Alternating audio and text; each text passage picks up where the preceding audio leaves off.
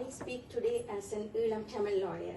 Ulam Tamil people residing in Ulam and out of Ulam, our collective demand is very clear. That is, no justice can be expected from domestic or domestic-dominated hybrid mechanisms operating under Sri Lanka's unitary system.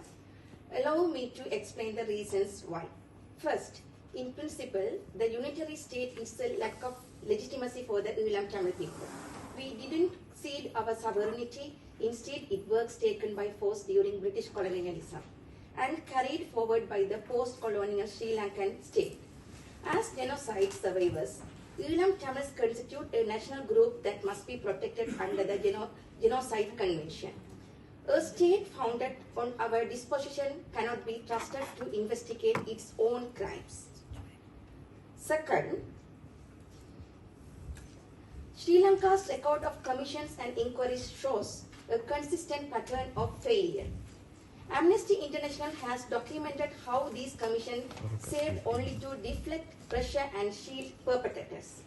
Furthermore, the International Independent Group of Eminent Persons, invited in 2007 to observe commissions of inquiry, withdrew in 2008, concluding there was no genuine political will, no independence from executive interference, and no protection for witnesses. The results was the same as with other commissions, a hollow exercise designed to buy time while avoiding accountability. There is no reason for Tamil victims to place trust in internal mechanism and its institutions that have historically served as instrument of perpetrators and oppressed us. The Chammani and Manar mass graves illustrate why these matters. At Chammani, more than 247 human remains have been uncovered, including children. At Manar, one of the largest mass grave sites in South Asia, more than 300 remains were exhumed in 2018. But the process was halted and no final report has ever been produced.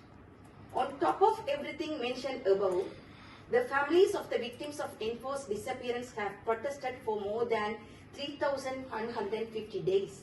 In that time, more than 350 elderly relatives have passed away without ever learning the fate of their loved ones. It is heartbreaking that their struggle ended without truth or justice.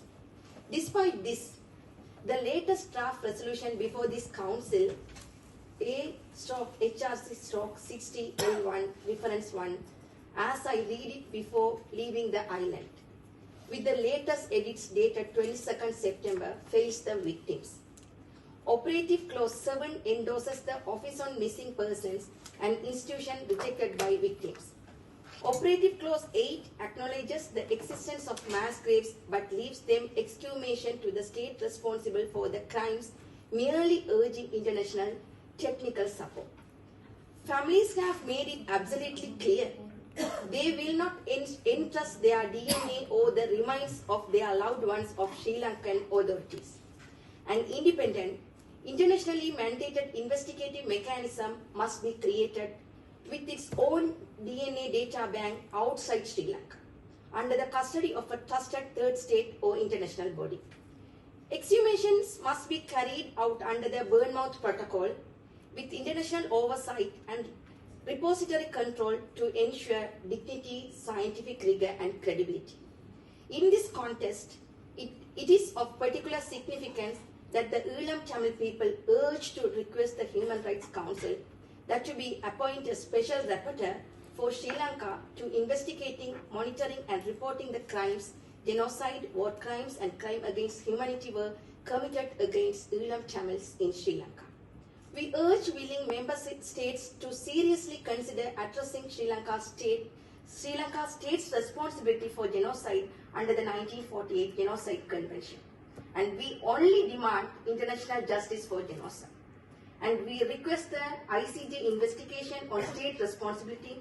It comes in direct response to the latest shocking revelations at Chammani, which demonstrate the scale and nature of the crimes. Further, OHCHR Sri Lanka Accountability Project to focus specifically on genocidal acts and to trace evidence pointing to genocidal intent before winding up its work. This is very crucial to meet the standard of proof required for state responsibility cases before the ICJ. My own position is a special independent investigating mechanism should be established.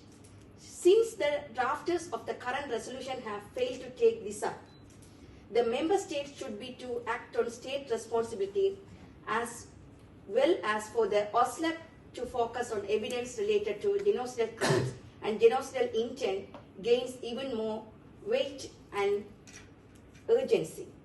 Victims have fought tirelessly within Sri Lanka's legal system, only to be denied. I speak as a lawyer who has worked within the system and has witnessed its failure firsthand.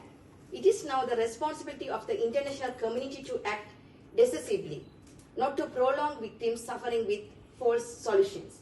I urge member states to reject cosmetic domestic mechanism and instead mandate an independent international process with the scope, jurisdiction and independence required to address genocide against the Ulam Tamils.